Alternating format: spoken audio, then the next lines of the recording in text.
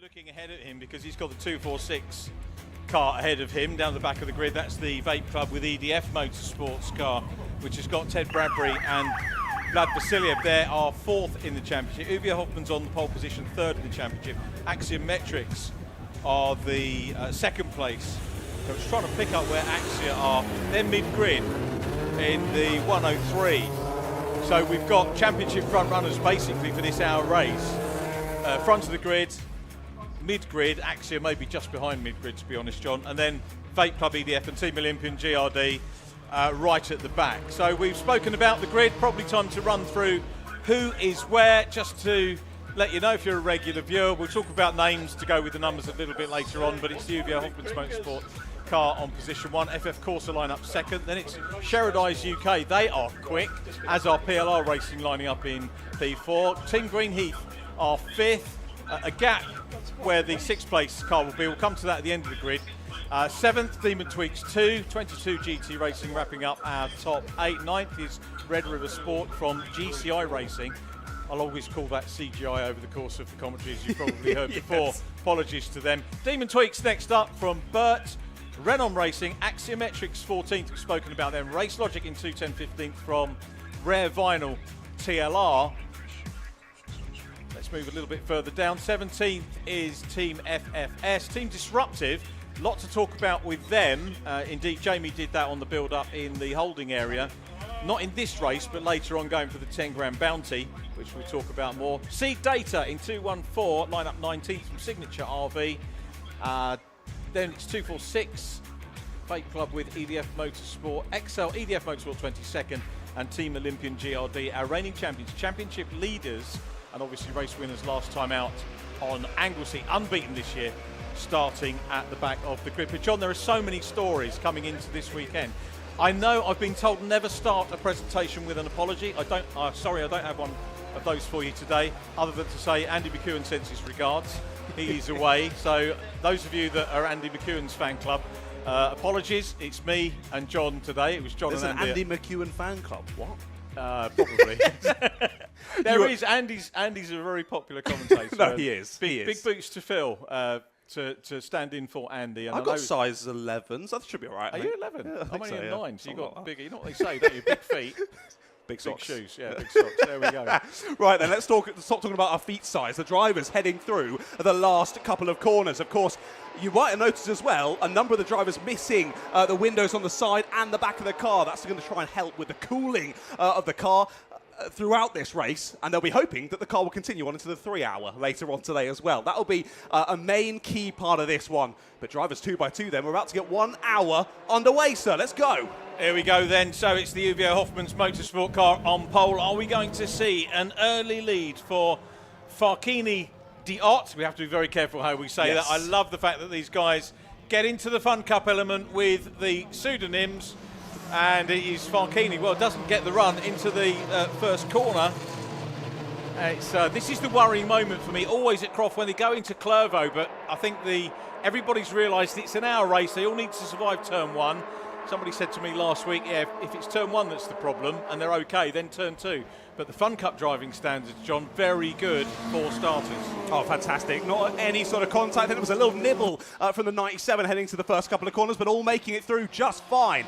Big slam on the brakes there for PLR as they tried to dive to that inside line, but couldn't quite grab the position away from the squabbling drivers. The 92 there getting hung out wide. Another driver slipping up and under. VapeClub moving through the field as well, but you'll notice Team Olympian GRD haven't made any moves just yet. They're still there at the back of the order. Like we say, they'll be looking to get as far up as possible, but I think another win to continue on the streak is going to be a challenging one, to say the least. Now, super committed down here. That's Riley Phillips, straight down the inside there. Of course, racing for Team Summers in the first part of this race, but he gets the move done. I think he's up to 4th or 5th after that one. Gets through on the Red River Sport car as they go through into the final couple of corners. It looks as though Uvio have been relinquished of the lead, though. Yeah, they were beaten off the line by Sherrodai's, who have been very, very quick. They've been knocking on the door of a win right the way through the course of the season so far. Very quick team. The pairing of Teddy Wilson, who is in the first stint. Peter Belshaw will take over after the stops. I've got to say, probably fairly unusual from my point of view as the cars. I should have shut up as we let them go past, because it's nice to get the engine noise of these cars going past the 1.8 litre I think so, yeah. cars as they go. I just drove it as fast You as I only could, drive really, I them. don't You only drive them as they go past the pit wall. And sorry for those of you who wanted to enjoy that rather than me rabbiting on, but I'm quite surprised to see Farkini relinquish the lead spot to the Sherrodice car in these early stages. I thought Farkini would have maybe wanted to get in the lead and just try and get away and build a little bit. But he's under pressure for P2 here. He is trying down the inside there. Look to grab that apex at FF Corsa. Whether they've got it or not, we'll wait and see when they come through to corner exit. Not quite. UVO have held that outside line and held on to the place. Again, though, that's a re-attempt at the overtake here from Red River Sport, going side by side into the S's section. I think they've just about sorted themselves out, though. It's a difficult place to go side by side. They hadn't, and they make contact on the exit. Riley Phillips has to slot back in behind then. I mean, I don't think Gary Summers will be too happy if he hands his car over to Riley for the first stint and Riley causes heaps of damage. But we haven't seen it there, and I don't think we will. Of course, Riley, a very accomplished racer, and not only in the Fun Cup, across plenty of disciplines, but Fun Cup, he is particularly sharp, and he's showing it here on the first few laps. Great to see the Team Summers car right up the order as trying to put the pressure back on there to the number 200 as there, all over the back of PLR into the final corner, late down the inside from Red River Sport. That's going to be really late on the brakes. Gets that inside line, I think a bit of rubbing to the exit, and forcibly makes their way up into P4. That was Johnny Molam at the wheel of the Red River Sport car. We were a couple of people talking about Johnny Molam earlier on, wasn't there? And saying what a forceful driver he can be. And that one didn't cause any paint trading or chips, I don't think. Oh! That was aggressive, wasn't it? PLR looking to hold that inside line on GCI. I don't think GCI were expecting that one. I don't know whether GCI had GCI on the side that big. Maybe they did it because I was going to CGI. Yeah, it's new for this season, that one. New for this season. So, bit of bodywork lost. Who was it? Was it GCI or was it the defending driver there, the 200 of Red River Sport? We'll wait and see as they carry on. Often you can lose a bit of bodywork here and there and it doesn't make too much difference, but once that front splitter goes particularly, the car becomes really difficult to drive, especially at this sort of circuit where you've got high-speed sections where you're really having to hang the car on the ragged edge. That aero really does make a difference. No matter how much it looks like it wouldn't, it really does. Farkini now down in third, but looking a little bit racy in terms of maybe just realised where he is. Third place, doesn't want to be there, wants P2 back over the FF Corsa car. So as they completed lap 2, it was the FF Corsa car that made it through into P2. And that is Miguel Feiska, I think, at the wheel. Hopefully he got the pronunciation correct. It wasn't toward the end of one of Jamie's interviews with Miguel, but he's had a very good start indeed. Fourth position is Green Heat at the moment, Red River Sport. In fifth place, fastest flying lap on lap 2 was unsurprisingly perhaps Ted Bradbury. And that's in the traffic. Yeah. You might have thought, I might have thought that Sherrodice might have got the first flying lap. There was Ted Bradbury, I can't even say it, Ted Bradbury making his way through past GCI, who are getting to be victims of a little bit of physicality. Yeah, indeed. Yeah, Craig Butterworth behind the wheel at the moment there of the GCI. He is getting shoved around a little bit out there, isn't he? Finds his way back through there as they continue to go side by side. He's actually losing more places. Sorry, Demon Team slipping through and then getting muscled out again there. Down at the first couple of corners. Was that, of course, we saw a bit of bodywork loss on one of the cars, potentially that making that car a little bit more challenging to drive there for Craig. Either way, he slipped a bit down the order. He won't be happy with that one. Of course, they have won the championship in previous years, has that GCI car. So we shall wait and see whether they can side their way back through again. Under a lot of pressure there, down towards the right-hander. Best overtaking move opportunity on the circuit there, that right-hander, and a couple of drivers, one going up the inside and one going around the outside.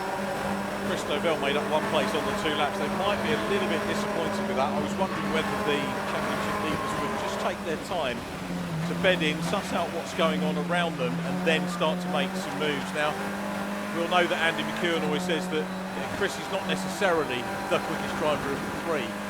So to some extent, and this applies with any team, there is going to be a slower driver out of the 3. There's going to be a slower driver out of the 2.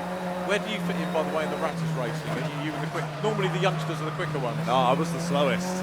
Certainly to begin with. I mean, I'd never raced a car in my life. So I very much started as the slowest. I think I was just starting to nibble on the heels of my dad at the end of proceedings.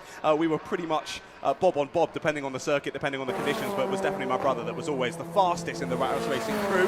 But we'd love to get back out there ASAP. We'll wait and see whether next year comes or not. But it's great to be up here in the Complex anyway, still enjoying the racing action from the sidelines. It's great to have you here. We'd really ideally love to have both. We'd like to have you on track and doing your... Don't want to put a microphone in my helmet during the race. No, well, we appreciate that. You've already warned me about the fact that we need a bleep bus if something goes untoward. I'm looking at the battle for the lead, which is coming down the straight in towards the tower bend at the moment. That's me looking out the window rather than looking what's going on the screen. And very quickly, Luke from Alpha picks up on it as the fourth place car comes into view. That group headed by the Red River Sport car with Johnny Molam at the wheel. But Miguel Feisker, I think, is starting to put a bit of pressure on the lead car, the Sherrodized car driven by Teddy Wilson. Now he's dealt with the Hugo Hopkins car, and here they are. He's definitely close, and this is sort of notice of intent for the lead here. Yeah, he's all over the back of me, isn't he? A little bit wide there through the first couple of corners for Sherrodized. But they hang on. They've got a different livery compared to what they had out at Anglesey. They were all black, was the Sherrodized car. It was definitely still the 251. So did they have contact there by any chance, which necessitated a change? They did have a few issues. So potentially... What does that mean, a few issues? Is that media speak, or is that... That's, yeah, that's partially, I don't want to go into too much detail, and partially I don't really remember at this current stage. So we'll press on. I just remember they were having difficulties. They had a really good pace from the start of this one. They've remained firm at the front of the field, but now piling the pressure on there in the battle for the lead are FF Corsa, and any sort of manoeuvres here, Uvia Hoffmans are going to be straight back onto the back of this battle. We're only about 10 minutes in now. We could be a three-way battle for the lead, but we continue to watch in behind. There's another hit check there, this time on the number 14 of Greenheath. They were running well up in fourth place only a couple of laps ago, but look how they've been shuffled back. Sorry to cut across you. Look who is in fifth place. Indeed. No, Ted Bradbury's been doing an unbelievable job with VapeClub, just siding through. And Olympian GRD was saying, oh, we might not come through from the back, but there's the car starting one row in front of them. Simon Rudd. Move for the lead, down the inside goes 257. FF Corsa into Tower Bend, get the move done.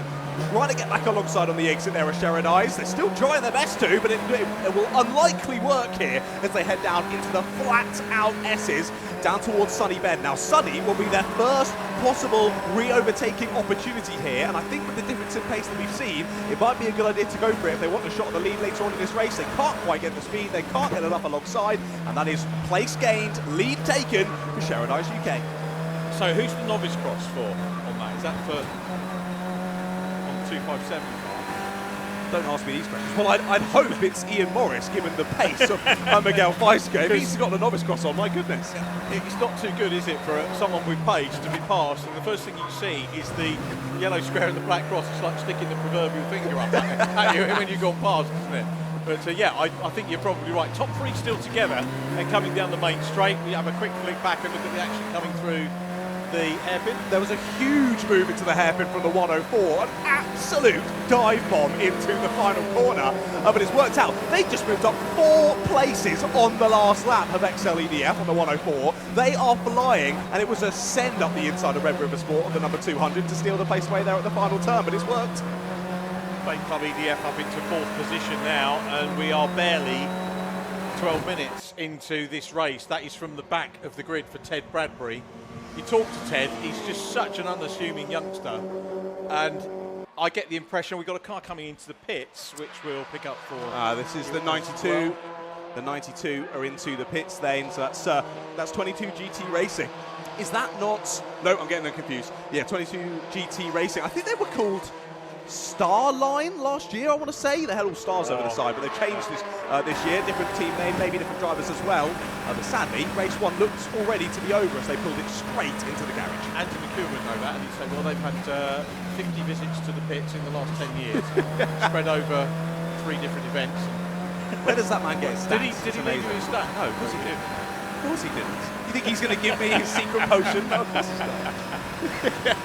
We're battling for the lead though, once again, into the final couple of corners. We'll see if we can pick it up on the cameras for you. We were side by side there as Sherrodized tried to hang it around the outside. Greenheath around outside the window. GCI just avoid them. That was a big off there for Greenheath. Now, were they helped into that one, or did they spin it all on their own? I didn't quite tell, but they've come to a halt outside our commentary box window. They've got it back going again. Greenheath redrawn the action right at the back of the pack. What a great start it was for the 14. Now, who's behind the wheel of that one? It is Gary Bate who's behind the wheel of the 14. Let's see if they come into the pit, or was it simply just a bit of a racing incident there between the couple of cars? It was. They carry on. So a huge amount of time and a huge amount of positions lost there for Gary Bates and the number 14 of Greenheath. That is gutting for them because I was taking the mick a little bit in accuracy. They were having such a good race number 2, and it did come through for them. They had a fantastic finishing result, but sadly, the first time of asking here, we're only 13 minutes into racing action, and then 14 finds himself facing in the wrong direction. Still time to come back though if you've got someone like Ted Bradbury at the wheel who's come through, and I'll go back to the point I was making about Ted. Very unassuming young man, but very clearly a youngster who is a data sponge. He's picking up knowledge from everyone he talks to. Every time he goes in the car and learning, and how quick is he going to get on the back of this top 3. Watch Bradbury nearly there already. Very nearly, John. Got that 4-car battle for the lead, which is, you know, we kind of don't want the mandatory pit stops now, but we'll take them, fair enough. We'll see how they pan out, but I just think this is amazing, and this is what Fun Cup is all about. Drivers still come to me and say, I saw you did the odd Fun Cup event. I was thinking about having a go at that. Get yourselves in. The latest one of that, it is 4 for the lead now. It's a quartet for lead position. I'll come back to my point about, remind me later on in the 3 hour. He's gone through. He's gone through. Up into 3rd goes Ted Bradbury past Farkini Diot, which I'm saying as carefully as I can so you can avoid finding out why he calls himself that. Yeah, we won't go to that one on the live stream, I think. Great move, another committed move into the final corner. It looks like an easy one to make, but it really isn't. You've got to wait to get that throttle on the exit there at the final corner, but beautifully done by Ted Bradbury. We would expect nothing less. There's more battles down into the first couple of corners. Bit of a hop, skip and a jump there over the inside apex curb as Team Disruptive move their way through into 7th past Team Summers. Now I'm just going to highlight as well, you mentioned about the pit stops. Of course, 2 mandatory pit stops throughout this 1-hour endurance race, but crucially, in this one, the drivers won't need to refuel. So this is going to be a straight fight between who can get out of the car and get in the car the fastest and get back out there on the black stuff, because you can lose a bit of time, gain a bit of time on track, you can lose heaps from one small mistake in the pits, just as we see another place gained for VapeClub. They're doing well, and that is, to be fair, that 4th place car, if you're watching it thinking, oh, they've not done very well, started on pole, dropped back to 4th, but still with the lead group, and they are absolute masters at the pit stops. He might go for it here into Sun. He thinks about it then, does Ted Bradbury. You saw how wobbly he was through the S's, and again, the back end sliding out for the VapeClub car. Ted is on the edge here, and he is super, super quick. He told me earlier on, Ted Bradbury, that he was going to temper his driving, take it carefully, make sure the car was going to last for the full, and he's already into the lead. As I say that, he's gone through, but that's Ted Bradbury looking after his car, John, by the way. Oh yeah, he's keeping it super, super relaxed now there, isn't he? But that's effectively penultimate place on the grid to the lead within 15 minutes. Incredible stuff from Ted Bradbury, and entertaining for everybody here. We said that was one of the cars to watch, didn't we, at the start of the race? So I hope everybody on the banking has enjoyed watching Ted Bradbury go through, and our 3rd different leader. So Andy McEwen, there's a stat for you, 3 different leaders in 15 minutes. Yeah, there you go. Hope you listen, Andy. But yeah, wow, that's got to be one of the drives of the season so far there for Ted Bradbury to make it through the grid in that sort of time. That is simply ridiculous. Now we'll see whether he's got the outright pace to go it alone here and just drive off on the drivers behind. Obviously, we've already seen how critical the slipstream is. We saw how quickly Cheryl Eyes got chased down, then overtaken by FF Course. I thought that would be it, given the pace we saw, from FF Course. But they didn't drive away. They then stayed in the slipstream. They were still battling there over the lead. Now that VapeClub have come through, can they break that toe and scamper off into the sunset? We'll wait and see. So plenty of time for things to happen here. There are, when we get into pit stops, a lot of considerations have to be made into pit stops, whether it's refueling or otherwise. As John mentioned, not in this one, but it's a very narrow pit lane here.